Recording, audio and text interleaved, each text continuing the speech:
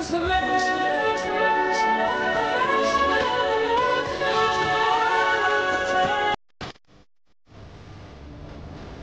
and welcome to another edition of SuperCoach Edge. Well, we're at the pointy end of the season with the regular SuperCoach League season done and dusted as we now delve into finals, because it is the finals countdown.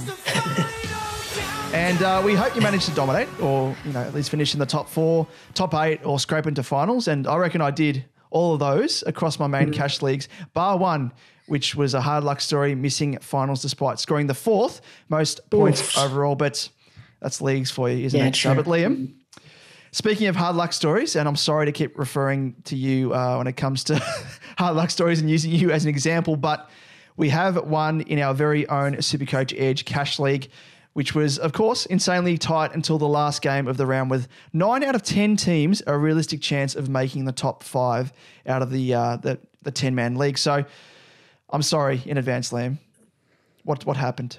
Yeah, it was super tight in that league, to be fair. There was 2 hard luck stories. I was one of them. Yeah. I dropped out of the 5, virtually replaced by your good self. I needed to win. And I didn't. That's it. That's the way it goes. I'm sorry. Like, I didn't think it was going to come to this. I actually thought I thought you were going to lose. I thought I was going to lose. You came from the bloody clouds at one stage. I don't know I must thank the guy who's in my good when we go through the good, the bad, and the ugly, which pretty much saved my my week, I reckon. And I ended up winning by about 30-odd points in the matchup, who I'll get into shortly who I played as well, because it is of significance before I delve into what I'm about to, because even though I did replace you in the finals, Liam, that sort of pales into significance, I reckon, with the fact that you had some great news away from the SuperCoach landscape with you popping the question to your long-term girlfriend. So round of applause, Liam. Congratulations. So I must say, totally makes sense now why you burnt through your 2 remaining trades to clear the decks in terms of just the mind anyway. Pressure off the shoulders because you had bigger fish to fry. So congratulations. I also had a lot of injuries, but thank you. That's who. Less pressure the better though. Thanks. Yeah, no, thanks for that, mate. It was a good weekend, and as you said, had some bigger fish to fry, as I did upgrade the girlfriend to a fiance, which was just bringing some SuperCoach into it. Yeah, I like that. Well, yeah. Well, you're using one of your last 2 trades on her. Was that I had to hold it. and use the trade. Yeah. Did you have to use a boost? Was there a boost involved? No. Luckily, I didn't have to use a boost. I had the trade, which was good. It was a luxury upgrade though. Yeah. So she went from a rookie or a mid-price to a primo. So when you upgraded her. Hopefully she even if she does, I was going to say hopefully she doesn't listen, but even if she does listen to this episode, she's going to have no idea what the lingo is referring to. So that sounds good. Upgrade from a girlfriend to a fiance. That sounds good. Yeah. Yeah. All she's going to hear is upgrade and be happy with it. So yeah. Rookie's a good thing if you're listening, Jacqueline. Rookie's a good thing. I never said that. But huge congratulations once again. And soon enough, we'll not only be bonded by our mutual love of SuperCoach, but also as future brother-in-laws. As fun fact for those playing at home, your now fiance is the sister of my fiance. So there we go. Two fiancés in the one go. I've got my wedding coming up. I'm not going to count the days because if I get it wrong, I'm going to get a whack across the back of my head. But I'm going to say within the next 3 and a bit weeks, it's coming up on the 20th of August. So I don't want to do the maths. I'll get it wrong, no doubt. But I'm imagining, both of us, I'm sorry as my mind works, you know how it is. But I'm imagining that epic scene from Predator, one of my favorite movies back in the day. I love all Arnold movies. But the famous scene early on where Arnie and Carl Weathers' character go in for the huge bro clap / handshake that almost causes the world to explode. Dylan, you son of a bitch. But, an even funner fact also, and this is what I was sort of holding back from mentioning, is the fact that I booked my spot in the finals of our SuperCoach Edge Cash League off the back of a cutthroat victory over our future combined father-in-law. So the weekend's matches definitely had an extra layer of significance to them both for yourself and for me. So it's funny that it's kind of had all these machinations at work Risky behind play. the scenes. And Risky play by you. very, very risky. Very risky. But he loves his super coach as much as us as well. So Yeah. I don't know if that's a good thing or bad thing that I've ruined his. But he was out of. I think if he was in contention, he was out of contention. But he was there to cause some absolute chaos. He like double upgraded, and I thought I was up against it. I thought you were done. Yeah. Although I must mention that I had a bit of luck going my way. I think he brought in Houston, who ended up getting subbed on around about 41 points or something. And he had a couple of players that underperformed. I think Goldstein copped a whack or some sort, scored 70 odd, and he was projected for like 120 or something. So I'm counting my blessings. So I was very, very lucky. And I think the Supercoach gods, I reckon, I'd say that they were nice to me in a sense, but they were probably setting me up for a bit of slap behind the scenes of the future father-in-law by beating him. They probably thought, oh, here we go, let's set him up. But joke's on you, Supercoach gods. He hasn't killed me yet. But but it was a very decent week overall for myself anyway. Happy with that. Yeah, it was a decent win. Glad that one of us made it, because it would have been pretty bad because I lost. So there was I could have stayed in by losing, but I would have had to rely on everyone else. But if you didn't win, then neither of us would have made the top 5, because it was that tight. Yeah. Like with just so many people being able to make it. So luckily we one of us pulled through. But got an exciting episode, actually. We're going to continue to tap into the mindset of some of the top contenders for the number 1 overall spot, as we are joined by the very man who holds that spot in the Iron Throne, Abdul, with his team AbsMagic. But first, let's kick it off with the good, the bad, and the ugly.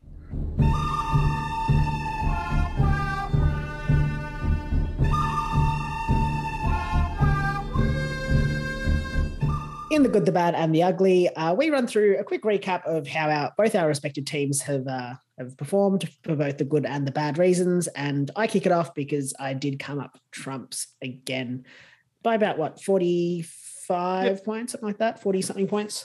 Scored 22.96 for the round. So not great, not terrible, I guess, but just not great. Admittedly, I didn't really check Supercoach all that often this weekend. Yeah, you're kind of preoccupied with something else that we mentioned at the start of the episode. Saturday. So slid down by about the 57 spots to sit 16,425th overall. I've used all my trades, so there was none being used this week. If I had some, what I've done, Hewitt would have probably made way probably had to make way.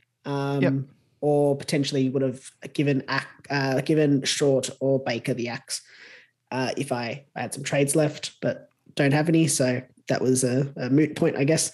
Onto the good. I've got Laird. He was the picture of consistency, Mr. Consistent, I like to call him. He was the perfect VC, and I locked in his 140. I want to say very quickly, but I really didn't. I wanted to lock it in. I locked it in as soon as I saw it. Which was just before the Melbourne game, and I had the C on Oliver, so that was very lucky that I got to lock that one in. Could have been a real bad score. Without that, on the bad, I went with Wits. Has not had a great run since coming into my side with another stinker. I needed more from my big man. I need more from everyone across the team, but a score of just 86, not good enough. No. And onto the ugly, I've got Baker, a score of, again, 62, just simply not good enough. He's gone to absolute water since coming into my side and yours before this. I mean, I'm not going to anticipate what you did, but I'm sure I killed him. Got the punt. The 5 weeks, the 5 weeks prior to coming into my side, he scored 134, 80, 112, 100, 126. So drop below 100 once. And since coming into my side, his scores are 90, 70, 61, and 62. He hasn't scored over 100. Like, it's just, I don't know. It's such a wasted trade, but at the same time, like he looked, this is where it's hard. It's hard to read because his role completely changed. It's just so frustrating. Yeah. But anyway, I'm stuck with him. I'll probably use him maybe as a bit of an F6, F7 loop, potentially, if I can. Yeah, with Hobbs? You still got Hobbs? Still got Hobbs. I've still got Hobbs, and I've also got Cully. Oh, nice. Yep. So I could even just put him on the bench, just bench him for maybe Cully. It just depends on injuries across the ground as well. But we'll assess that soon. Yes, absolutely. The baker, he's just baking absolute shit. He's gone under. If he was a baker and he had his own bakery, mate, you're out of business. Absolutely, well and truly. But yeah, we'll ask as well our new friend Abdul with his team AbsMagic when we have a chat to him as well, just about pods and all things pods, because it is hard to. You kind of anticipate a pod off the back of a new role, which we'll ask him about, and I'm sure he'll touch on. So it's unfortunate, I reckon, more than anything, because he was looking good, Baker, but turned to shit. The bread didn't rise for Baker. No. As it were. Sorry. So moving on to my score, 2,338 overall ranking. I am 4,177th overall and slid exactly 100 spots this week, which is rather annoying considering it's now 2 weeks on the trot where I've slid back. Managed to cover Hewitt with Himmelberg in defence using DPP, and Hobbs came on field to play up forward. So hopefully good old Georgie boy can come back on field and play once again from that crook back. In terms of the trades, as you just mentioned, that man Liam Baker, I pulled the trigger on him. And if you caught the round 19 team announcement analysis video that I uploaded on YouTube, which trying to do for I guess the remaining Thursdays for team announcements from here on out, if time permits. So feel free to look out for that and tune in live, because we do get a few people jumping on and asking questions and whatnot, and just bouncing ideas off each other, which is always good fun. But in that video, I did a deep dive on the fact that that man Baker, played 85% of his time up forward in round 18, and his CBAs had dropped off pretty much entirely. So his poor scoring was set to continue, as I predicted, and it did really, unfortunately, with a score of 62 and a loss of 36.8K. I was considering potentially holding on to him because I was wary about the guy that I brought in at his expense in Marshall having a bit of a downer because he was ill during the week. But I thought, you know what? I can't bank on Marshall not having a blinder and dropping price to the same extent that Baker did. So, yeah, it would have been very, very tight had I not done that trade. So in return, as I just mentioned, brought in Marshall, whose scoring prospects we detailed last week because they are elevated with the outrider in the team. But I must say that he fell short of my lofty expectations at this stage of the season with a score of 88, having expected a ton against the Eagles ruck division without Nick Nat. But I must say it was happy enough with that trade first up, projecting forward without Ryder being in the side. So going on to the good, tip of the cap to someone I don't think I've mentioned in the good category yet, and if I have already, well, then you deserve another tip of the cap, and that's with Himmelberg, who busted out a 130 on the weekend and continued his insane run of form since bringing him back in round 14. So he scored tons in 4 of his 5 games, with his lowest score being 98. And, we spoke of Baker just before in terms of a change in role and prospects and scoring ceiling. And we were hoping that Baker was going to be very similar to Himmelberg, who we brought in with that change of role, and just wasn't to be. But so, yeah, I guess we were on the right track there, but Dimmer had other plans for us and changed his role back to being that Swiss Army knife, played up forward. So unfortunate there. But Himmelberg, I mentioned as earlier in the episode, or earlier where I was talking about the luck that I had in getting that win over our future father-in-law in Peter. He was the man that was the catalyst. So was very, very nice there. In terms of the bad, Dunkley's 3-round form is rather concerning, and he's the reason why he's in the bad, scoring just 67 on the weekend after scores of 80 and 62. But he can probably be excused having scored 100 plus in 12 of 15 games prior to that. So in a little bit of a rough patch at the moment, I'll back him in. Good quality player. So apart from the fact that I've only got 2 trades remaining, it is what it is. I'll back him in. Moving to the ugly, goes without saying, I am short-tempered with this guy in Jaden Short. After stumbling to his first 100 on the dot last week against North, he went back to his ordinary scoring with just 76, which brings his drought of scoring below 100 to now 5 of his past 6 games.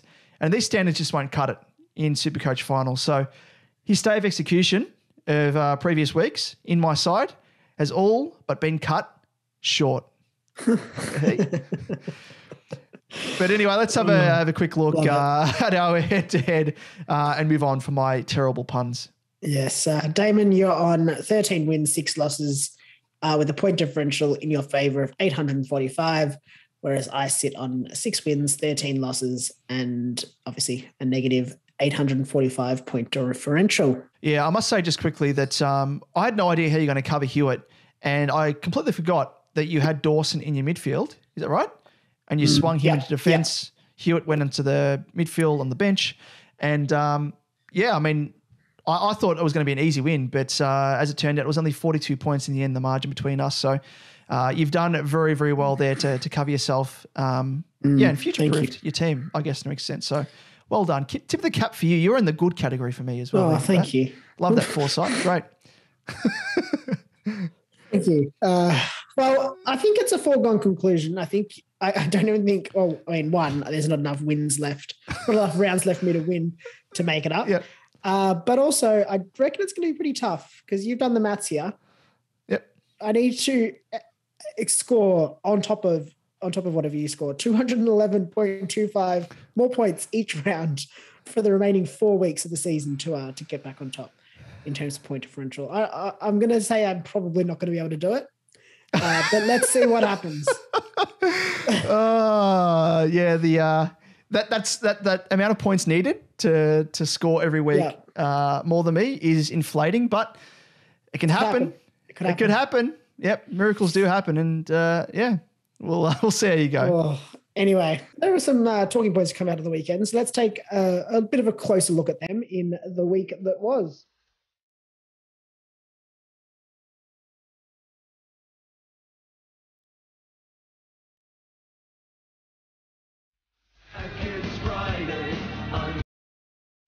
Yes, in the week that was, we keep you up to date on the key talking points of the round.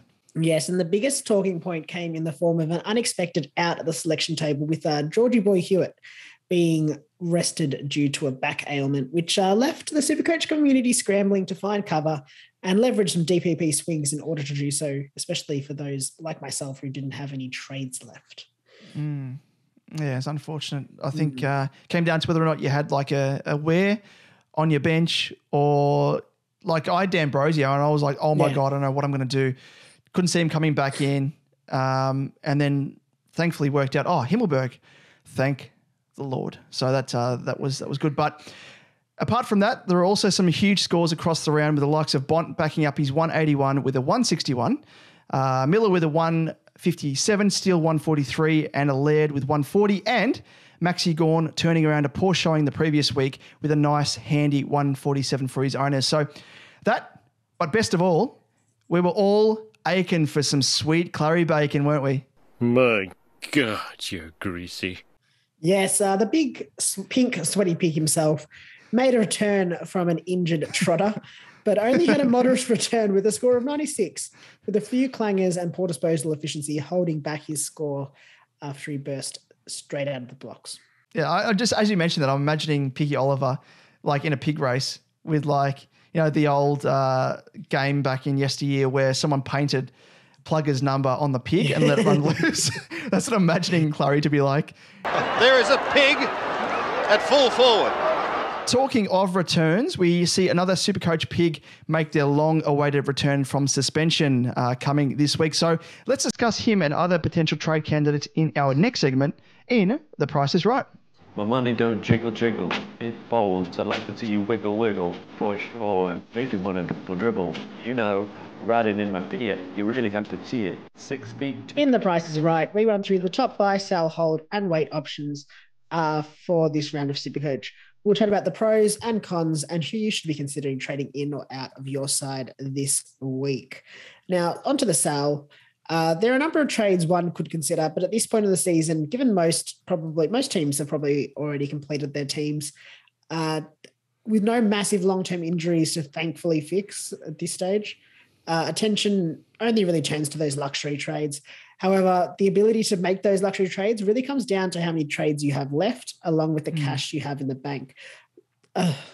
It's also that awkward stage. If you're in a cutthroat final, like in the do or die, the elimination, you need to make the trade. Probably goes out the window, yeah. Yeah, I think the number of it's all changes the way that you have to think of the strategy. If you're in a top 4 spot, top 4 spot, and you have the double chance. Yeah, maybe it's worth holding your trades. Yeah. But equally, it could be worth using a trade to get, to the prelim straight away. So it's very team dependent. You really have to consider what you're doing. I think if you're going to use your last trade, I'd probably only be doing it for a elimination final. I wouldn't be doing it for a prelim for a qualifier to get into a prelim. Yep. But if you had a couple, maybe it's worth using it to guarantee yourself a spot in the prelim. But Damon, do you want to run through some of the main sales suspects that we have identified this week? Yes, well, this guy probably would have been as one of the suspects, but I'm just going to mention him because he does have a stave execution, much like Short has had over the previous few weeks for us anyway. And it is Paddy Cripps, who put in a solid showing with a score of 118, indicating he's probably worth persisting with, especially considering he faces the Crows this week, who he has his second best average against and scored a 151 in their matchup earlier this year. And also, apart from that, or on top of it, is the fact that Pitney should make his return to Carlton's lineup and should help him, I think, with the quality. I mean, Tom De Koning's not too bad for what he is, but he is undersized in terms of his weight class. Was probably pushed around a bit too much on the weekend by Big Prusy, Juicy Prusy. So Pitney might actually help Cripps's output for the rest of the season. So persist with him if you can, because there are a couple of more concerning options when it comes to the main sell suspects. And who's the first one, Liam? Just quickly on Cripps, before I jump in. Yes. One thing to note as well is he did score quite well last time Hewitt was out of the team. So his two scores when Hewitt missed were 138 and 151, which were his sort of last two big scores. Then he went 83, 78, 114, 126 were his last two above 100. And then it was all those sort of, mid 90s and 80s and 70s before returning that 118 on the weekend. So if Hewitt misses again, it's probably definitely worth holding him. But yeah, just something to consider. Just something to consider. On top of that as well. And yeah, so jumping into some of those other sell suspects. We spoke of him in the good, the bad, and the ugly, and it probably comes as no surprise, but Jaden Short has to be considered a luxury sideways trade. His poor scoring continues as does his unfavourable role in Richmond's engine room, which with over 50% CBAs creeping back into his game after he was allowed more freedom with only 15% the week prior, when he finally scored over 100. It's funny. It's not often that we want to play and not to get CBAs. Yeah, isn't it? Yeah. It sounds counterintuitive, but it just doesn't suit his game style and his scoring. The numbers are stacked against him, unfortunately, and he is the prime upgrade candidate as a result. Yeah, he's had too many. Like, he's had his tickets in the bank, I think, earlier on in the season, but since it's a very much role dependent more so than form. Like, I think his form in the Richmond lineup, SuperCoach aside, is not too bad. He's doing enough, but when it comes to SuperCoach, he's not clean enough with the ball like he is when he's rebounding off halfback, getting those easy transition balls. Yeah, he's a shadow of his SuperCoach Seagull self. So yeah, for me, most definitely, and I think for those of you out there with trades in hand, look at him very, very closely for a trade out. But apart from him, there is another guy alongside him actually in my team who falls into a very similar category as one of the prime sell suspects, and it is Jack Crisp, because he's just not doing himself any favours in recent times, because he's now failed to score over 100 in 5 consecutive weeks. And his role itself hasn't really altered too much compared anyway to Jaden Short, because he is getting a similar amount of CBAs to what he's had in recent times, and even dating back to even the start of the season or that period where he was absolutely smashing it from week to week. But the one big drop-off has been his ability to get the ball in his hands, failing to eclipse 20-plus disposals in 4 of those past 5 weeks that I mentioned, where he's actually failed to score over 100. So off the back of that, he's probably one to consider for a trade, but his drop-off is probably more form-related than anything. But having said that, I must mention his game against the Dons on the weekend. he actually performed quite well. Yeah. And I thought he was really hard done by, especially in the last quarter when the game was on the line. And he was providing really nice run and carry, link play. And I was really surprised to see he'd only scored 80 odd or whatever. So, there's probably more so champion data. Pull your head in and give him the scores that he deserves. But yeah, he's probably in that same class as a Jaden Short, but not as bad for me anyway. Yeah, I think that's a fair call. Moving on to the buys, given attention turns to luxury trades, as we just mentioned, we'll just list the top options we've identified across each position. And David, I'm actually going to throw this to you because I have a feeling that this guy's going to make his way potentially into your side. Yeah, he's going to be one of the most traded in players, I reckon. Let me have a quick squeeze. Let me just flick across and refresh because I think Jai Cully is the most traded in at the moment with 15.4%. But hot on his tail is this man, Tom Stewart, who's currently being traded into 14.1% of teams. Oof. And for good reason, because obviously he does make his return this week. And the SuperCoach defensive pig is back after serving a 4-game suspension and has to be a prime candidate for the trade-in option, given his scoring ceiling is absolutely off the charts. And this was best displayed in recent weeks leading up to that suspension with scores of 122, 174 and a 161 and is very much underpriced given a concussion sustained against the Dogs in round 12 kept him to a score of 39, which saw his price drop from 618 to 562 at the moment, despite those huge scores littered amongst those recent matches. Yeah. So that is sort of the one, I'm not going to call a nail in the coffin, but one reason to celebrate and get him into your team. Second reason is the fact that Geelong have a very soft draw to end the season with games against the Dogs, St Kilda, Suns, and the Eagles. Oh, and this is the biggest, get your black texter out and just underline this. 3 of those 4 remaining games are at GMHBA, where he averages 161 points in 2022. So that just, I don't know what else to say. He is we're harping on, especially myself. I've got a bit of a man crush on Jack Steele for good reason. And he's returning good scores. I'm just as bullish on Tom Stewart as Jack Steele, probably more so with all those factors combined. He is, it's a good thing that the camera's only filming from the torso up because I'm excited. Let's just say I'm excited about Tommy Stewart. I would be too. If I had some trades. Yep. I think he's a great trade-in option. It's like all the stars aligning for him. Yep. Oh, if I only had trades. You sound like, what's that song from Wizard of Oz? They might just change it. If I only had a brain. Yeah, if I only had a trade. That's you. Oh, Zach. A remix. Yeah. Moving on to the midfield option, and we've got a little bit different here. I mean, we've gone Zach Merritt, mid-eligible, 640.4K, averaging 113.1 with a break-even of 106. And Steele is probably the first pick here still. He's underpriced, 587.2, still a bargain. And returning some really good scores. He's scored, 143 on the weekend.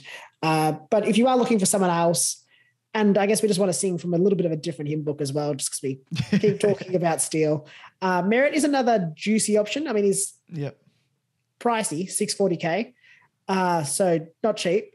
But he's hit a nice bit of form in recent weeks and actually has the third highest 3-round average, which is 138.7, and sits behind just Bont and Laird in terms of sort of that inform, that run of form. He's going to set you back. But you've got some cash to splash and some luxury trades up your sleeve. Merritt is probably one of the form choices of the midfield options to pick. I mean, assuming most people probably have Laird Laird really. He's going to set you back, as I said, quite a bit. But he's also only in 9.7% of teams, so he's still pod worthy. So you're going to get some good scores out of him. He's gone pretty well in recent weeks. I'm just going to get up his recent scores quickly. Sydney, round 16, 140. Brisbane round 17, 147. Then Gold Coast 136 and Collingwood on the weekend 133. Wow. So some very good scores. Oh, and also he faces North Melbourne this weekend. Oh, very good. And you're talking about the stars aligning for Tom Stewart. The stars are aligning for Zachary Merritt. Yeah, that is very true. And at the moment, North are conceding the third most points to inside midfielders and midfielders in general, really. And without Parrish there, we've kind of noted that the points have to go somewhere, and he is lapping up the time. I mean, he was scoring well enough as well when Parrish was there, but it's kind of gone to another level, hasn't it? It's been absolutely insane. But moving on to the ruck category, and if you are in need of a ruckman, the man to look at is Maxi Gawn, priced at 588.8k, averaging a 112.9 with a break-even of 118. And he had a massive game on the weekend and reminded us all why he was one of the first chosen at the start of the year. With a score of 147 against the Doggies, he absolutely looked back to some of his best with 40 hitouts and taking around 70% of ruck contest to boot. I mean, the risk of forward time is going to be ever present with Maxi, but with ruck options that, they seem few and far between, at least solid ones anyway, and no one is really setting the world on fire. He is the one that is the standard option, I think. Like, I've got Witts, I've got Sean Darcy. I think you've got Witts as well, don't you? Yeah, and Blixarves, which did not go well on the weekend. They've fallen off an absolute cliff. Like, to not only the fact that we've been just littered with injuries in rucks, we've just had shit form all round as well. Actually, I was doing this before. I was looking at the actual ruck, just the scores from round 19 for rucks. Yep.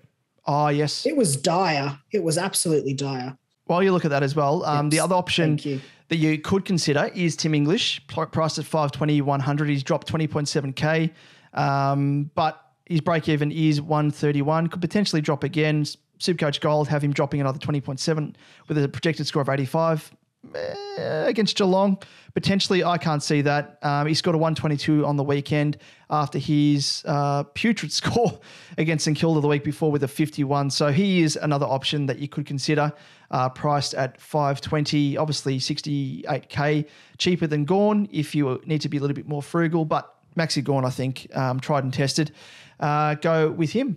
Yeah, well, just looking at the ruck scores on the weekend, you had Max Gawn 147, Tim English 122. The next best player was Sam Draper with 102, so you wouldn't find many with him. Then it was Riley O'Brien with 101, Sean Darcy 93, so that's your next sort of big sort of ruckman.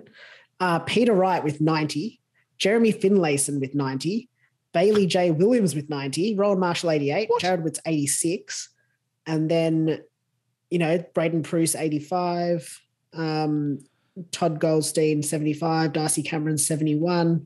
Just absolute trash pretty much from there in terms of scoring. Yeah. Nank, 49. Yeah, not much. Not much going on. No, nothing happening there. Just even more reason to abolish the rucks altogether going into next year. Yep. Absolutely putrid. But having said that, it'll be interesting to see. I think he's going to make his way back into Collingwood's side this week, potentially, maybe. Yeah. Brody Grundy, see how he performs. Darcy Cameron, of course, dropped off as well. Just with Cox there on the weekend, just put in a bit of a stinker and he's falling away. And I think Cox is taking a fair few. Yeah, Cox was the first choice ruck at the start of the game. He rucked from the start. Interesting. Which I thought was interesting. Cameron. Yeah. Not boding well for his owners there. But let's move on to the forwards. And who have we got as our prime candidate to trade in? Yes.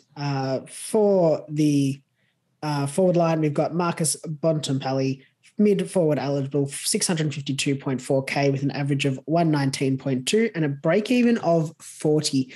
And he is obviously the form forward in Supercoach at the moment.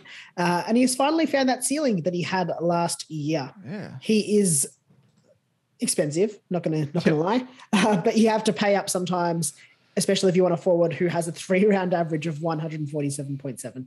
So you know what, you can't have it all. You have to got to choose price, scoring. You get what you pay for. You got to pay for quality. Exactly. Yep. In most things in life, and it comes to Supercoach as well. Sometimes you get lucky if you can jump on them early, like a Himmelberg, the change the role, but sometimes not, like with Liam Baker, like we've had. But Bont, he's very much in the good category at the moment. So check him out. But we do love a pod option. And we're sort of going to be veering more into that category as well for the rest of the season and potentially for next, I'm going to say for next season as well, because it's almost, you've got to sort of consider these factors as well. Even come SuperCoach finals as well, you've got to have a bit of a point of difference when it comes to your opponents. And whether it's an anti-pod when you don't own a player or own a primo that's down in form compared to your opponent, or alternatively, you get in a pod who's having an absolute blinder, that can really, really deliver you a nice leg up. And that could come in the form of Dylan Moore from the Hawks. He is a forward priced at 545.4K with an average of 97.5 and a break-even of 82. And the biggest uptick with him is the fact that he falls into that category of a player that's had a switch and roll, which has been favourable. He's been moved from the forward line into the midfield, and yeah, I guess he offers up a pod option for those maybe looking to take a bit of a risk. And he is another good option in just 3.1% of teams. So a genuine pod. But unfortunately, he comes with just that forward status. But must be said that his recent move to the midfield has seen him pumping out some decent scores in recent times with a 135 against the Crows, 113 against the Eagles, and a 124 against North for a 3-round average of 124. So he is up there with the best scoring forwards in recent weeks. And it is that change in role which has really cemented some solid scoring for him with 60% and 61% CBAs in recent weeks. But the risk with him is the fact that he could be switched to the forward line and play more of that small forward if the Hawks are in dire need of some scoring power up forward. Probably fits more of a Sicily type mold. Remember Sicily, Sicily, when he was playing up forward and then he was switched to defence, killing it. And there was that worry that Alistair Clarkson would switch him up forward, which happened a few games. Yeah, it did. So I'm thinking of him maybe fitting that old James Sicily mould. So he's doing really well. I guess even in that role as a traditional small forward, he was managing relatively decent scores anyway, with 3 sub-80 scores, 2 in the 80s and 5 in the 90s and 8 over 100, including his most recent 3. So he's scoring overall. He's doing pretty well. Not bad. Not bad for a forward. He's doing well. Yep. Yeah, not bad scoring for a forward. I like it. I would consider him, especially if you needed a bit of a pod just to move you up the rankings, or just give you a bit of a I don't know, bit of a different blade to use in your head to heads. On the bubble this week, we've got a few. Probably only one that's really the choice. That relevant, really. Yeah. And that is don't overlook him. Jai Cully, mid forward eligible, 102.4K, averaging 83 with a break even of minus 106. The standout option this week, he is a tackling machine. He seems to be handy enough cover as well for a late out or injury to help conserve trades, and is also bargain basement price. So we'll maximize the number of dollars you can get just from a trade. What more could you want? Oh, to be mentioned, he is also mid-forward DPP eligible. Yeah.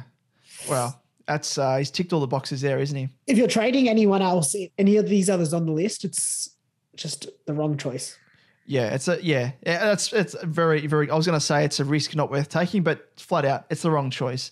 Yeah. Don't be silly because none of these other guys, just on the pure basis, apart from form aside, job security and the fact that none of these other guys we're going to mention none of these other guys have DPP eligibility like Cully. They're just not it. So don't try and play smart, I don't think.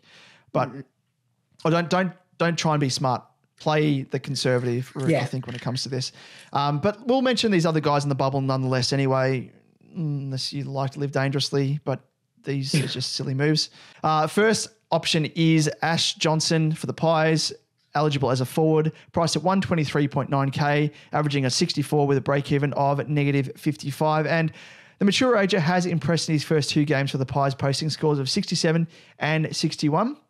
And both scores featured bags of 2 and 3 goals. So really keep that in mind, as it looks as though his scores are highly dependent on hitting the scoreboard. And obviously there's no guarantees of doing that from week to week. Pies are in good form, but yeah, aside from that, job security, don't know how it looks. As we've seen, Carmichael, who absolutely racked it up the prior week, 24 disposals but butchered the footy, actually lost his guaranteed spot in the first 22 and was obviously the injury sub. So we've seen already what can happen with those sort of youngish players or inexperienced players at the Pies.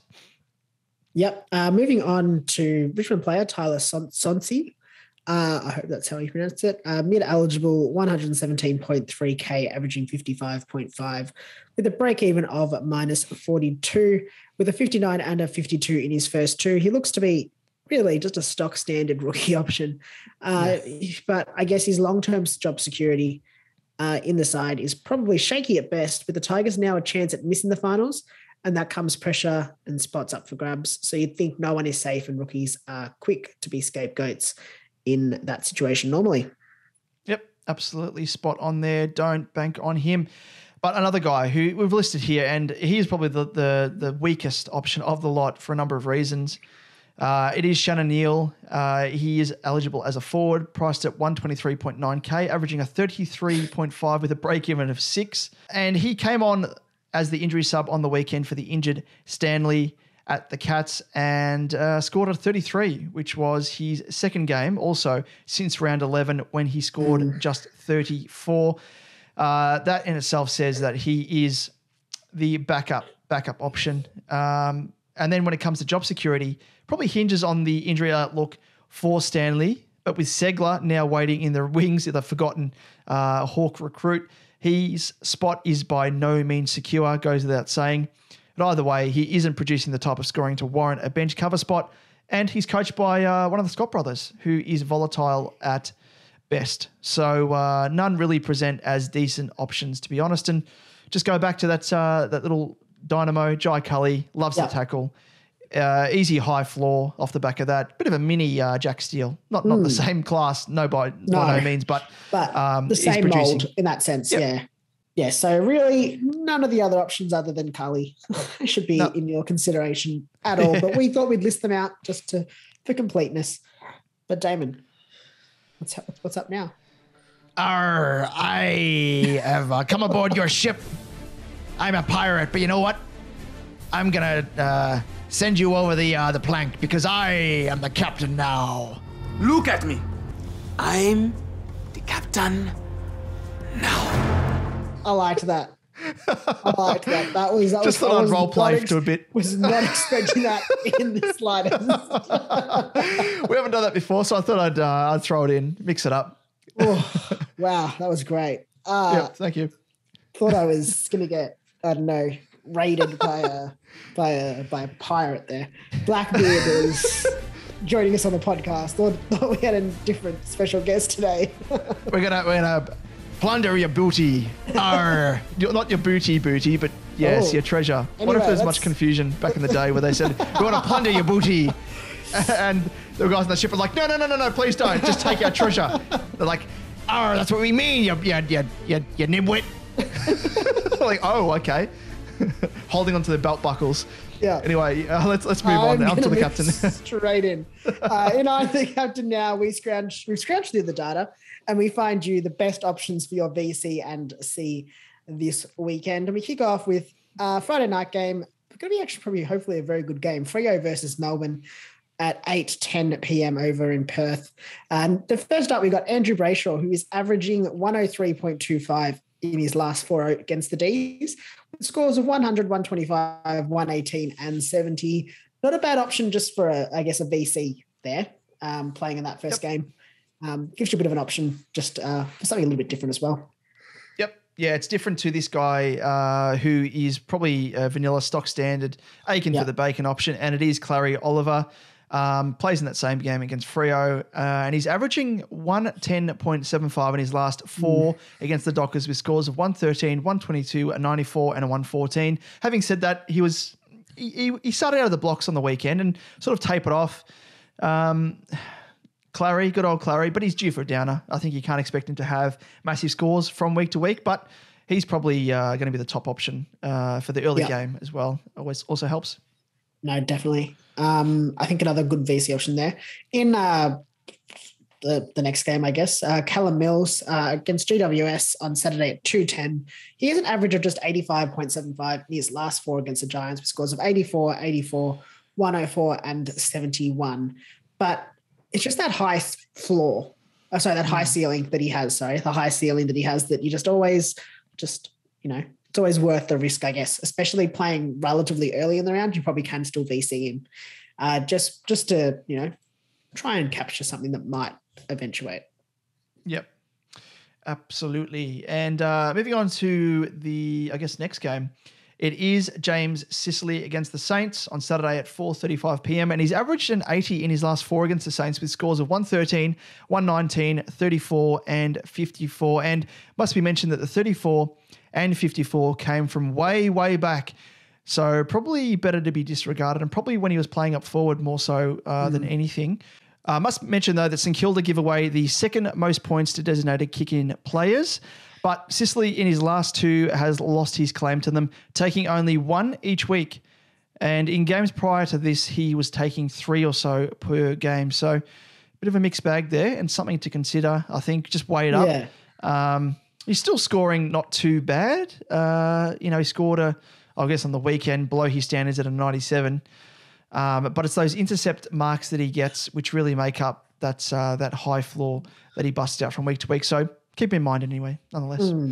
Definitely. In that same game, we've got Jack Steele on Saturday at 4:35.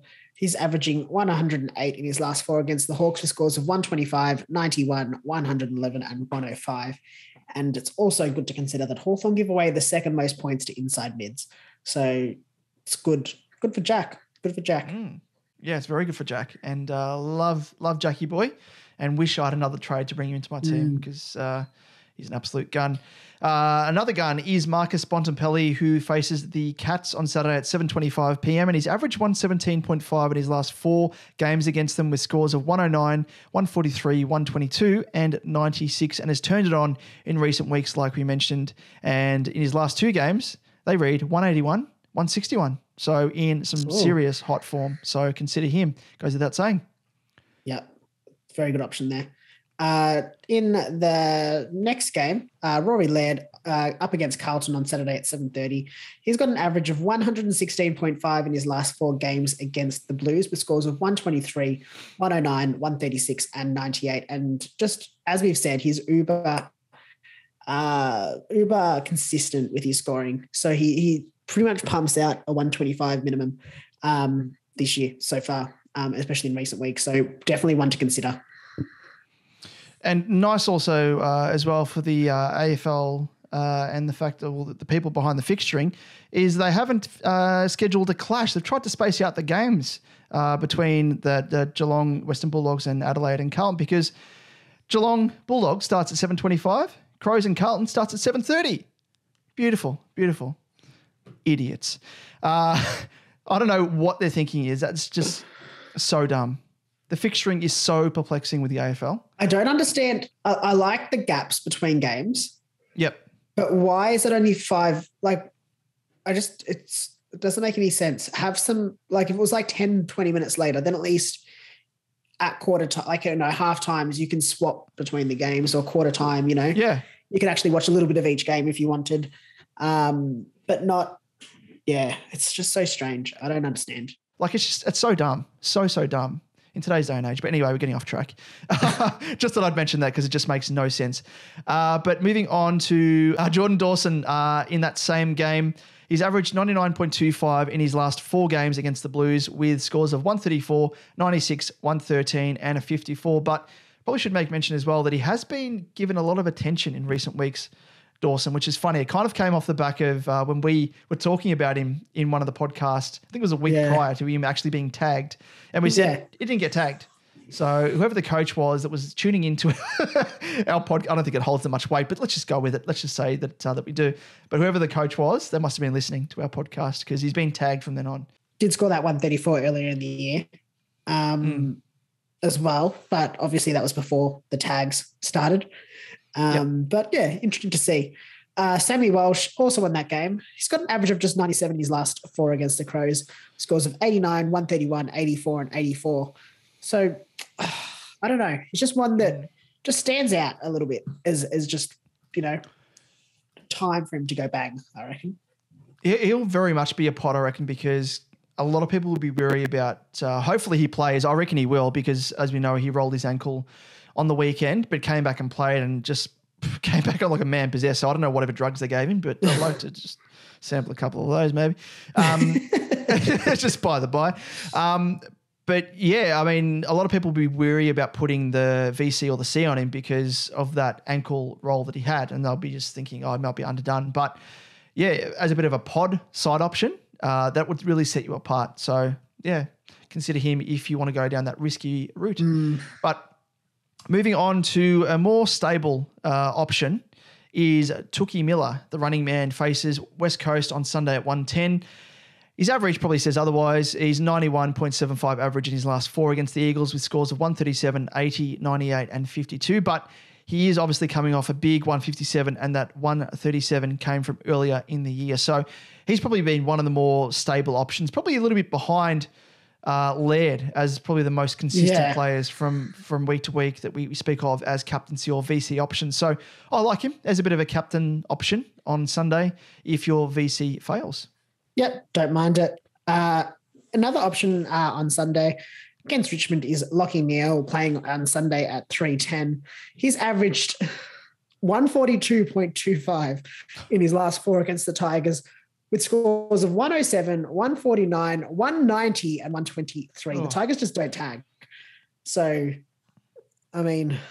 Although I've heard this before, I'm adding flashbacks to when he played your mob, the Dons. They didn't tag. Yeah, that is actually a very good point. But who would tag from the Tigers? Jack Graham, potentially. I don't know if he tags, but just you know what it is. Once bitten, twice shy when it comes to Neale. Entirely fair. Fair. And the late game as well kind of makes it hard because you virtually have to put the C on him unless you want to put the VC on him and then sort of look at half of his game and then assess from there as to this guy in the next game, in the last game of the round. And it is from your mob, Zachary Merritt. So you could put the VC on Neale and then put the C on Merritt if you're not happy with him at least half of the game. Very risky because his game starts against North on Sunday, an hour and 30 minutes later at 4:40 p.m. And Merritt has averaged 109.75 in his last 4 games against North with scores of 117, 114, 68 and a 137, but is coming off a scoreline of 140 against Sydney, 147 against Brisbane, 136 against the Gold Coast and 133 against the Pies. So is in a really hot run of form, as we've mentioned so far. Yes, he is. Very much so. Yeah. Moving on to the honourable mentions, we've just got a couple here that you may consider. They're probably high risk, high reward VC options. They generally play, I think all of them play pretty early on in the round. Petrarca plays against Freo. He's got scores of 53, 98, 140 and 101 in his last 4 for an average of 98. Not great, but, again, he's got a high ceiling. So there is that potential that he goes big and you just, you can get ahead of the competition there. Also in that same game, Maxi Gawn, if you've got him, obviously plays against Freo as well, 119, 93, 132 and 151 in his last 4 against the Dockers for an average of 123.75. Obviously, you'd probably expect that they probably want to tag team Darcy a little bit more. So I don't think you'll get the same level of ruck contest that he got, as he got last week. Now, an interesting one I think here is Himmelberg. Now, in his last 4 games against Sydney, he's scored 91, 75, 75 and 55. Obviously, you can't really consider any of those because they were that's an average of 73.25, sorry. But you can't really consider those. They were really forward focused. But he's coming off scores of 132 against Brisbane and 130 against your mob in the Blues, and plays Sydney this week, and they give away the 4th most points to general defenders. Yeah, plays early enough in the round. It's a risky option, but it's one of those high risk, high reward. You'd probably set yourself apart if you got a decent, 130, 140. Just looking at his scores, in 6 of his past 8, he scored over 100.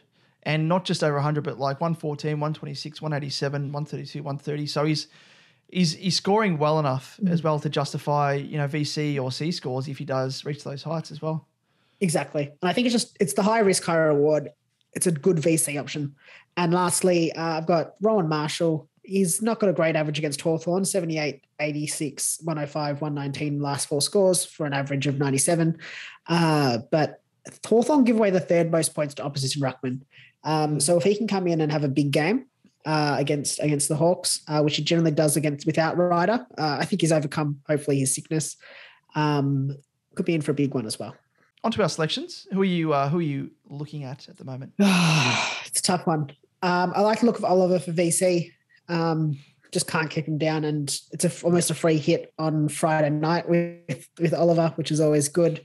If I had Bont, 100% would be going Bont as either the VC or the C. I think he's in great form. Might go Rory Laird VC into Lachie Neale C, I reckon. Yep. That's probably... It just depends. I might even just go Oliver into Laird as well. I think Laird's the definite. It'll just depend on how I feel closer to the start of the round. Yeah, I think I'm very similar to you. I'm thinking of going VC for Oliver into either Laird at the C. I think I'm going to bypass Neale. He burnt me that once, and I'm not going to forgive him until next year. But like I mentioned with Tuk, the running man Miller, he's only scored below 100 3 times this entire season. So he's got that high floor to really lean back on. Coming off a 157 against the Lions, faces West Coast this weekend. I can see him doing a bit of a number on them. So, yeah, it's either between – I've got to sort of flip a coin. Laird's treated me really well in recent weeks, so probably lean towards him. But otherwise, depending on sort of my SuperCoach head-to-head matchups and who they go for, that probably might dictate – because I am – depending on where I'm placed at that stage, I might go different to them, and that'll probably dictate who I go for out of those two. Yeah, no, that makes a lot of sense. Very nice. Well, now, Liam, it's time to usher in our next special guest. We've got a massive honour roll here over the past few weeks. Last week, we spoke to JP, who was in 6th place at that time. He's now shifted into 3rd spot, so he is gunning for that Iron Throne. But the man who sits currently in the Iron Throne in the number 1 ranked position is Abdul with his team AbsMagic. So let's check in with him now and have a good old yarn. Well, yes, we're joined, of course, now by Abdul, who is the current number 1 ranked coach overall in SuperCoach with his team AbsMagic. Abdul, thanks for joining us, mate. Thanks for having me, guys. Thank you. No worries. Well, first off, fair to say you currently hold the most sought after position in SuperCoach at the moment as the overall leader. First up, how are you feeling? And is this uncharted territory for you, or have you been in 1st spot overall once before? And I'm usually the top 1,000 or 2,000 on average, and I usually run out of trades at the same time as I run out at this time. I'm a very aggressive player, but at the moment, how I feel, last week I was feeling very nervous. Actually, I was feeling more nervous when I was ranked 2nd. Once I got to the top, the nerves went because I reached the goal. I reached the peak of the mountain where I wanted to reach. And now it's only downhill from here, so it didn't matter no more. So I can't see myself, to be honest, I'll be honest, I can't see myself winning it. It's near, it's going to be impossible. I need help from SuperCoach a lot of luck. I need so much luck. It's going to be because the teams below me, they're pretty powerful. Some have got trades left, and I actually suss out all the teams. And there's a team ranked, I think it's about 4th or 5th now, who's virtually got the same team as me, except he's got better pods. And he's only 100 points behind me. Is Fleming's flops or something like that. But I've got a feeling that he's going to win it. Well, hopefully you can hang on. But if it's not yourself, we'll keep track of him. I know that there is a guy within the top 10. I think he's now 8th. He was 11th last week. And he's actually got, I think there's about 6 trades. And he's got 7 trades left, yeah. Yeah, and 3 boosts up his sleeve, which is absolutely insane. He must have been boosts. Wow. Yeah, so he's very much been kissed on the proverbial with injuries and the like, I imagine. Or he started with a super strong team and just held on to his trades. But yeah, to be in the position he is now is absolutely insane. But he's not that close. Like this week, I outscored him. So I had a bad week and I outscored him. Or we had a very similar score, which was pretty. I was shocked actually because I thought he was going to come home strong. but the team's coming second is coming home strong as well. It's got a really good team as well. The team coming third, Jay, he's one of my friends, and he's the one that you actually had on your podcast recently, and he's doing well. Jay. It's going to be very tight at the top. I mean, 100 points separates virtually 6 teams. So anyone can win it. And you just got to be lucky. Like my pod's a Darcy Cameron, and he's not a pod. He's become a disaster for me right now. Yeah, that's a tough one. But before we, I guess, delve a little bit more into your amazing season to date, do you want to give us a bit of a rundown on how long you've been playing SuperCoach? And I guess you said you sort of normally ranked around that 1,000, 2,000 mark. But yeah, just a little bit more of a rundown on how long you've been playing and whatnot. Yeah, I've been playing SuperCoach for about 7 years now. The first year I played, I had no idea what I was doing. Obviously, most people don't know what they did in the first year. And the second year, I took it seriously because we opened up a little group, a Richmond SuperCoach group. Only Richmond supporters play in it. It was a very small group, only 40 people. But we became very competitive. We just wanted to beat each other. So, and we become good friends. And now that group's grown up to about 200 now. And all we do is we just compete with each other. We just try to outdo each other. So that's pretty much where the competitiveness come from. And that's pretty much the only reason I'm playing SuperCoach is just to beat them. And that's like Liam and myself. We try and beat each other. And this year I've got the chocolate so far out of them. So but we do have one person coming 47th right now in that group, and one person 91st. So they're still behind me. They're still chasing me. Don't let me go. Well, if I'm sure you got the bragging rights at the moment, but even if you don't take out the overall number one spot, at least you got the bragging rights over the Richmond crew there. Well, that's right. And at least I can say I've climbed that mountain. That was my main aim, to climb the mountain. Yeah, exactly. Maybe next year we'll work on staying there, but we'll see. Maybe I can stay there this year. But 4 weeks to go, no trades left. The pods are sort of going backwards, so I'm not sure. We'll see how we go. Yes, and just on that, you've just mentioned it there. You've been very, to your credit as well, been very transparent about the fact that you've used all your trades, whereas a lot of people would sort of keep their cards close to their chest, but very hard to be secretive nowadays compared to years gone by in SuperCoach. But at what point did your intention turn from conserving trades to using your last couple? And I'm not sure whether your last 2 trades were forced through injury, or was your whole strategy the entire season an all-out aggressive approach to try and, obviously grab the top spot? Now, since you asked me that, if I knew I was going to be ranked number 1 in round 19, I wouldn't have done the stupid things that I did. I had no idea I was going to be ranked this high. I mean, I'm playing to be ranked in the top 1,000 like I normally am, and just to beat my fellow competitors. But I had no idea I was going to be ranked number 1. And I made a lot of dumb moves earlier, which if I knew I was going to be ranked this high, I wouldn't have done. So I'm prepared for it next year now. I know how to play it proper, and I got the formula for it. So next year, watch out. I'm coming strong next year. But this year, I'm just hanging in there. I'm just holding on by virtue of my fingernails. Yep. No, of course. But was your whole strategy the entire time to go just all out? Because I know you mentioned earlier as well that you're very similar to myself, where I run out of trades, and Liam as well. Although we've been both pretty good this year, I think. But Liam's he's in a different ballpark. He's been absolutely hammered by the SuperCoach gods with injuries. But I've been playing SuperCoach since high school, which is mid-2000s.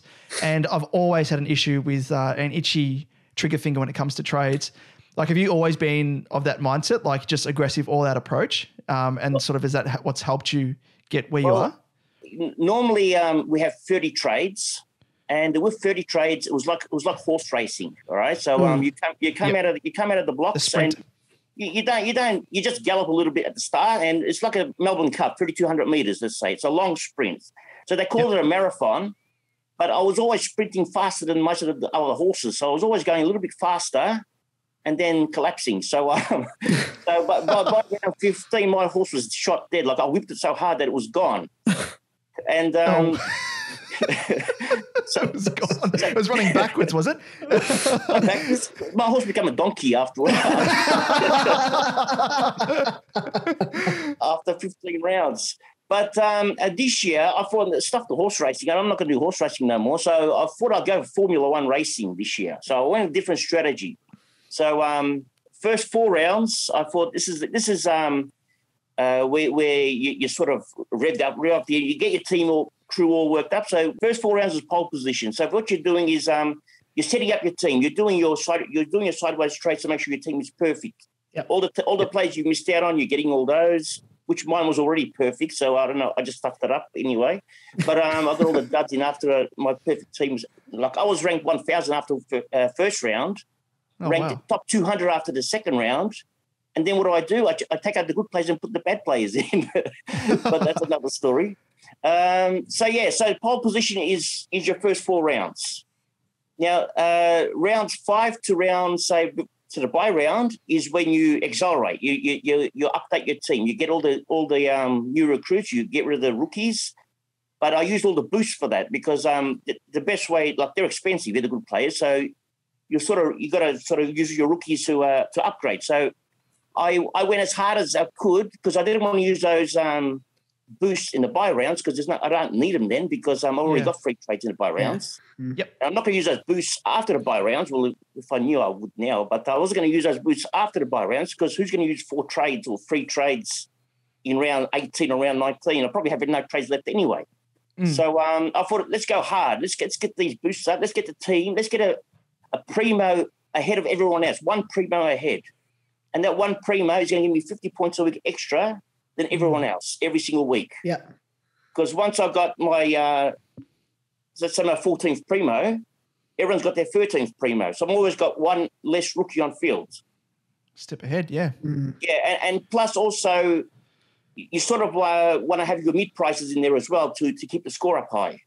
So you get all the rookies off the field. So virtually my worst rookie was virtually McCartan, and he wasn't that bad. Yeah. Yeah. And so virtually I had the defense was my biggest problem. The forward line was starring. Like I had Sherry as my F6, so he was not bad for a F6. Yeah. Whereas my mids were good. I didn't have JHF. I couldn't afford him because I was being a tight ass. That's probably fine anyway. But did you start with Nick Dacos? I started Nick Dacos. I actually didn't have a lot of good rookies. I didn't have Nick Martin to start with, so I missed his big points at the start. Okay. I got him straight away afterwards, but I already missed like a boat had already sailed, So I got his 100. I missed out on his big 100, but I got his other scores. Yep. I didn't have a Hayes. His first game was awesome. I chose Dixon ahead of him, so I chose the wrong one. So that was I missed out another 100 points there. That would have been good. But my defense was where I was leaking the points. So like my F5 was McCartan, but my F6 was Gipkus. And I had to get rid of Gipkus. Okay. And I had to put in I was looking for a mid-pricer, so I always went with cheap options. I didn't go for the expensive ones because I couldn't afford it. So that was where I wasted all my trades in my defense. Like I'd bring in a player like Blakey, and at the time he was mid-price, and he was giving me 70s and 80s, which was okay. And I thought I can stay with Blakey till the bye rounds, and then I'll upgrade him. But Blakey wasn't really doing much. He was giving me 70s and 60s, so it was a couple of 70s, a couple of 80s. But he wasn't taking a kick out. It was virtually, as soon as I traded him out, he became a star. So he waited for me to get rid of him to become good. So that was Blakey out the way. But going back to my original recipe, it was so you got your pole position, your sprint, and then you got your pit stop during the bye rounds. So in the bye round, you sort of stop again, and I was planning on 15 primos every bye round, and 3 rookies plus if I had spares, it's a bonus. But that didn't work out because around 12 bye round. Stewart got injured. He was my vice captain. Bailey Smith got reported. He's the one who knocked it, and then he knocked out Stewart. And I chose Shrek over Gorn, and Gorn scored 200 the game, and Shrek scored 59. And round 12 was a disaster for me. So my ranking dropped from rank 9th all the way down to rank 34th, which was virtually end of season for me because the leader was 600 points ahead of me. And then in round 14, I went aggressive. Brought in Laird, I got rid of Neil because I couldn't afford Laird, and the only way I could afford him was to get rid of Neil. And I looked at Neil's stats. he was scoring, it was averaging 130, which is really good, but he only had 3 scores or 2 scores above 130. So he wasn't really captain material. And my captain was really letting me down. Like every week I'd pick a captain and give me 100 points. And many of those times it was Neil. So I said, look, Neil can go. I'll bring in Laird. That's going to be my risks. I'm going to hope that Laird outscores Neil for the rest of the year. And whatever I gain from those points is my profit, like my gain. So obviously I get the 115 points that he scored that game in round 14, plus the extras. Now, if you work out what he's scored between then and now, it's actually 300 points difference. Yeah, wow. Yep. So it was a huge difference for me. So that was virtually my rise. Now, at that time, I had 4 trades left in round 14. And so one trade went to Laird. Then I used 2 trades, which I didn't have to, but I used 2 trades and I brought in Himmelberg. But he was going to be my 23rd primo. And I didn't have much cash left. So Himmelberg became my 23rd primo. And I thought if a player gets injured during the week, during the rounds, Himmelberg will replace the injured player. So at least I don't have to waste a trade. I can have a spare. And it's worked out that Oliver missed a round. Last week, Kelly missed a round. So that's 2 trades I would have had to use anyway to replace him with. So I've already made up for those 2 trades. And I still got the spare primo now. And also maybe possibly this week Brody might miss. From the rumours that I'm hearing that Brody's got a quad problem. So, so I've always got a primo spare that's going to cover in my team, except for defence. It's hard to get covered. Yeah, so if I planned it better, my team would have been much better, but I just didn't plan to be number 1. Like my plan was never to be number 1. You never expect to be sitting in the iron throne, as they call it. 1,000, So if I knew I was going to be number 1, I would have planned my team much, much better. But unfortunately, I didn't know that. Yeah. I'm sure you can't really plan for that can you? It's like it comes down to, like we were saying pre-record, that it comes down to a combination of a lot of we were talking about it in terms of both of our industries that we work in the videography industries, that to get your break, it comes down to a bit of skill, but also a bit of luck as well, and it applies to SuperCoach in this sense as well, where that all that combined helps you sit where you are at the moment in number 1 spot. So you're doing very, very well there. Yeah definitely. Well, luck helps, like you said. I mean, a lot of it is luck. Like, I mean, who was to know that Laird was going to outscore Neil by 300 points between round 14 and now? Like, it's just all luck. Yeah, I mean, a bit of skill, but you got to take the risks. That's virtually. I just went broke. I just went all out, and I lost my last trade in round 15 when Stuart got injured. So all reported. So I swapped him for Dawson, which left me no trades left. Yeah, and so I guess. You say you like to play a little bit risky as well, or take those risks. Do you do that with sort of pods as well? Do you have a pod strategy? Do you like pods or do you not like pods? I love my pods. Yeah, I love my pods. And like last year, I got in Hall when he was only owned by 100 people, and I got him in at like a really cheap price. And this year I got Himmelberg when virtually less than 1,000 owners. And I brought in Darcy Cameron, who had less than 1,000 owners. Yeah, wow. At 300K. So I look for roles. Like I watch all the plays. I look for roles. Like if I had trades left now, or even last week, I would have brought in the Hawthorn midfielder now, Moore. Moore. Yeah. I would have brought in Moore. Like he's a jet. And I would have got him cheap as well, because I sensed that he was going to become good. Because the minute he played midfield, he just changed. Yeah. And but I didn't have trade, so I couldn't do it. So I didn't want to talk about it because no one else to get him. So I just kept it quiet.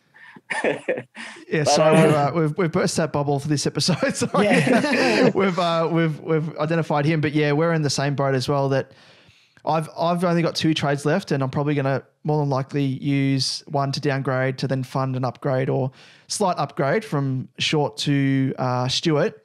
But I think a lot of people will bring him in. But he's one, if I had more trades, that I'd love to bring in, because he's still a pod, and being a forward only kind of makes it hard for people to bring him in. I think in a sense, as opposed to if he was a DPP player.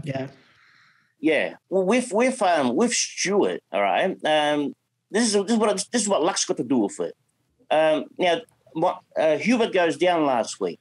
Right? If Hubert went down this week, it would have been disaster for me because the top 10 teams would have all brought in Stewart. But Hubert goes down last week, so they can't bring in Stewart. So who are they bringing? There's how many options you got? You got Redmond, you got Dale, you got Doherty. I mean, if you don't already have him, you got Doherty. There's not many options. You got Houston. So and you got Rich. Now Rich goes down, Houston goes down, and Redmond goes down. And it's crazy, it's crazy. So I felt sorry for the if I had an extra trade, I would have probably traded out Hewitt and brought in Redmond. That's what I would have done. Yeah. And then what would have happened? I had to trade out again now. I would have wasted 2 trades. Yeah, by not having those trades, I didn't have to waste them. So it actually worked out all right. But what you've just explained there is very reminiscent of Liam's season. Like he was bringing in players and they were getting injured like a week or 2 later. Like Parrish, I think was the last. Parrish and Nank were the last couple where he was getting hit left, right, and center, and it's hard because he's had terrible luck all season. And despite the fact that we've had extra trades, it's kind of been almost a normal season for him because he's had to use those extra trades on injuries and then some. So he's found it really hard to try and make up ground, and he's just hit his tether. So yeah. Well, when he brought in Parrish, I would have brought in Kelly because I had an option. It was either Kelly or Parrish, and that was my upgrade time. And I was just short of bringing. I didn't have enough cash to bring in. I think I was $1K short or $200 short. It was something minimal, so I couldn't bring in Parrish, or else I would have. Yeah. So I brought in Kelly instead. Wow. And just for the sake of $200, it saved me another trade. Yeah, exactly. So it's luck. You just got to be lucky. Yeah, absolutely. No, it is. It's definitely comes down to that for sure. But just sort of where we're at the moment, we've sort of titled this episode more around, we've called it the finals countdown. We are on the cusp of finals now for SuperCoach head-to-head leagues. For those people that have been lucky enough to qualify, do you have sort of any strategies that you yourself have used in the past? And then you mentioned there in terms of that Richmond group that you're in, trying to get the leg up on them. You don't really have to try now at the moment where you are, but for those people that are in their head-to-head league finals, whether it be a double chance in the top 4 or they've just qualified for the single chance final, what advice can you give if they still have trades? Do you advise that they hold on to them, or do you reckon they should use them, say, if they've only got a single chance? Sort of what strategies do you have, if any? Now, not that I play much finals, because usually when I'm into finals, I don't have any trades left by that time. So I usually bottom out. But what I would, if I had trades left and I'm in the top 4, for example, and so what I would hold my trades if I'm in the top 4. I would not trade. The reason being is because if you win this week, you're going to have a weekend off next week anyway. So you're going to have a bye next week, and just use your trades for the grand final, unless you've got a lot of trades. So I would hold if I was in the top 4. But if I'm in the top 8, I would trade. I would make sure that obviously I'm going to start winning. So I'll probably play a little bit differently, and I'll try to bring in the best of the best. To make sure that I can beat my I'll see who I'm playing against first and see what he's got, and then play accordingly. But most likely I would trade if I was in the top 8. But I was gonna ask you a double-barreled question there with regards to leagues and overall, but I don't want you giving away all your secrets and strategies, considering you are in the Iron Throne at the moment, top of the heap. So with that, mate, we'll let you go, and thank you so much for your time, and I guess imparting your knowledge and wisdom on us, and wish you, I guess, all the best for the remaining 4 weeks left in the season now. So you've shown on the weekend that you're able to actually not just hold ground, but gain ground to an extent, even though the fact that you're carrying both Josh Kelly and Hewitt on the bench, which is absolutely insane. So great effort by you so far to date, and great effort to do what you did on the weekend as well. So just shows that you've actually got that foresight and knowledge, like you mentioned, with you're having an overall strong side across the field. So all the best for the rest of the season, mate, and looking forward to hopefully seeing you hold up the trophy come the end of the season. All right, that'll be awesome. Thank you for your time, guys. No worries. Good luck. No worries. Thanks, mate. Thanks for joining us. All right, cheers. Yes, that was Abdul with his team, AbsMagic, and he is in a very, very nice position. But like we said last week with JP, I envy his position, but I also don't, because the pressure behind it would A give lot of me pressure. ultra anxiety, especially with no. But I mean, in his position with no trades, he can just throw his hands up in the air and be like, well, just leave it up to luck now. Like, it's out of my hands to an extent. I've done what I can to get this position. Let's just try and ride the wave all the way to the shore. I guess you've got to play the game with the VC and see as much as you can. That's the only avenue you really have, and maybe some loops if you've got bench cover. That's worth looking at. But yeah, it's tough. It's tough. Yep. Absolutely, but all the best to him. But let's check in and finish off this episode. It's been a bit of a chunky episode, but hopefully you've enjoyed the discussion right there with the man of the moment, in Abdul. But let's move on to the Supercoach Edge group rankings and league. But first off, the group rankings, and the highest scorer for round just gone, round 19, is Sam with his team at Baggerland. I wonder if it's Sammy Walsh. He scored 2,556. His round rank is 42nd overall, and his overall rank is, this is quite funny, 42,863rd. So it goes to show that even though you may be having a bit of an ordinary year, you can still have a bit of a blinder from week to week. So good stuff there from Sammy with his team at Baggerland. But let's move on to the overall highest scorer in the Supercoach Edge Cash League. And who is it, Liam? It is Tyler with his team Shep Screamers for the second week in a row. So he has maintained top spot.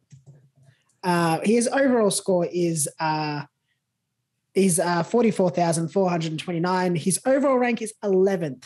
And he has put a little bit of distance between himself and John with his team Markle Sparkle in second spot, with 102 points, the difference between them. And if you do want to enter the Supercoach Edge group, of which you can join anytime, I feel like we shouldn't advertise this anymore. No. The code is 142059. And a quick run through of the winners in the Supercoach Edge Crown Group League for Tier 3 Patreons and who qualified for finals. And the winners in round 19 were Damon with his team DJ Trade A Lot, Jacqueline with her team Mid Price Madness, Bruce with his team Shuin, Arthur with his team Black on White, and Brett with his team the Sharpshooters. And Damon, in terms of those who qualified, we have... Yes, you notice there I didn't celebrate the win because I know our future father-in-law is watching. So good contest, Pete. Good contest. In terms of those who qualified, we have in first spot on 40 points, Shuin, who kept his Mitre Premiership with a win. So well done to you, mate. In second spot on 36 points, Sharpshooters, who rose up one spot with a win. In third spot on 32 points is myself, DJ Trade A Lot, who catapulted up 3 spots from outside the top 5 to now sit in that third spot. In fourth spot on 32 points, also separated by overall points, is Black on White, who again catapulted up 3 spots from outside the top 5, or 4 spots, I think it was in his case potentially. In fifth spot, we have on 32 points, again, very, very tight, Orion, who dropped 3 spots with a loss, but clawed on to the final spot inside the top 5 on overall points differential. And to round out the rest, in sixth spot, we have on 32 points, yourself, Liam.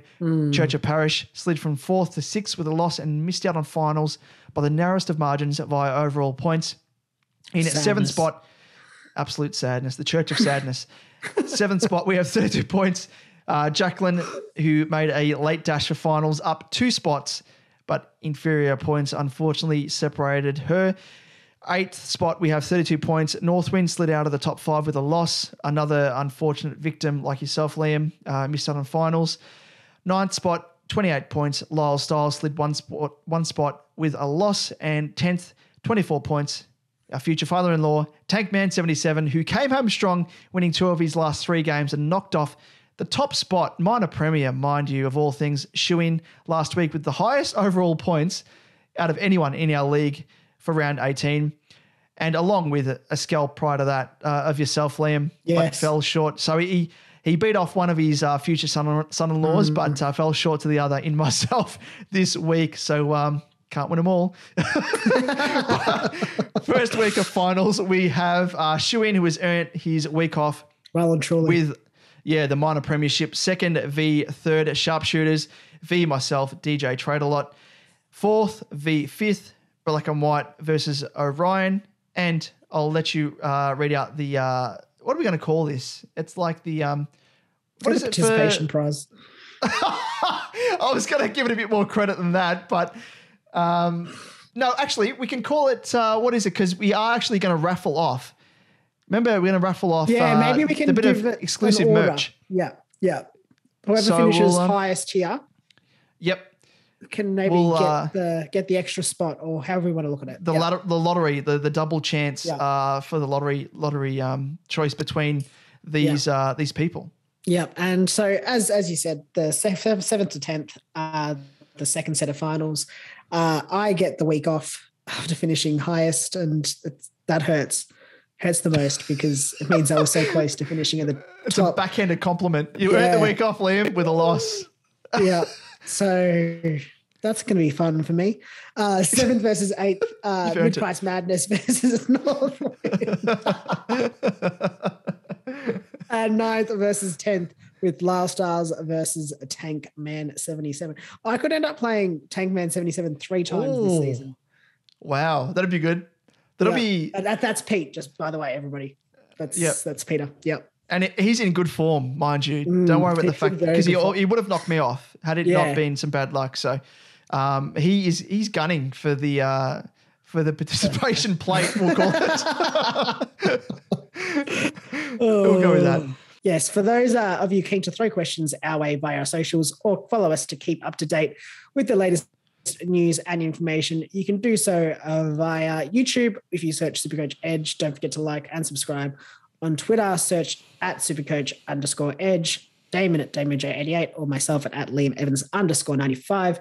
And on Facebook, Insta, and TikTok, just search Supercoach Edge and you will find us there. Absolutely. And TikTok, I don't know if you saw, Liam, but one of the videos that we whacked up, it was the closing moments of, and we'll be doing this as well, just to create a bit of discussion. Doesn't have to be Supercoach related entirely, but the closing moments of that game between Richmond and Freo. And a few spot fires that came off the back of that video. I got over 20K views, which is absolutely insane and shows the power of TikTok. So we're jumping on board slowly but surely. But jump on there and join in the discussions and arguments and everything else because it's quite funny. So very good. So anyway, closing off this mammoth episode, it is finals time. And as we heard from Abdul, the last month of the season will be hotly contested for the overall top spot, and it's going to come down to the wire, but also in your head-to-head leagues, cash leagues, everything else. We're going to wish you the best of luck. What was that? Participation plates. For those of you, it doesn't matter. At least it gives us something to aim towards. It's nice, yeah. Yeah. Or the participation engagement ring, cup, whatever you want to call it. For you, Liam. You've already won. You've already won. She said yes. Yeah. She did say yes, didn't she? Yeah. I assume she said yes. Yeah. I know she did say yes. She might rescind it if she tunes in to the start of the episode where you said you've upgraded her from How is that a negative? I don't understand how this is negative. She's upgraded. No, it's not negative. Shh, it's not negative. They won't understand the lingo. It wasn't. No, an upgrade's a good thing. Exactly right. Exactly. Yep, exactly. So anyway, with that, all the very best to yourself, Liam. Celebrating, of course, we'll catch up, no doubt, along the line and get together to celebrate that. So congratulations once again to yourself and best of luck to those of you out there for the week ahead. Yep. Go well in your finals, I guess. Go well. And we'll check in with you this time next week to do it all again. See ya. See ya.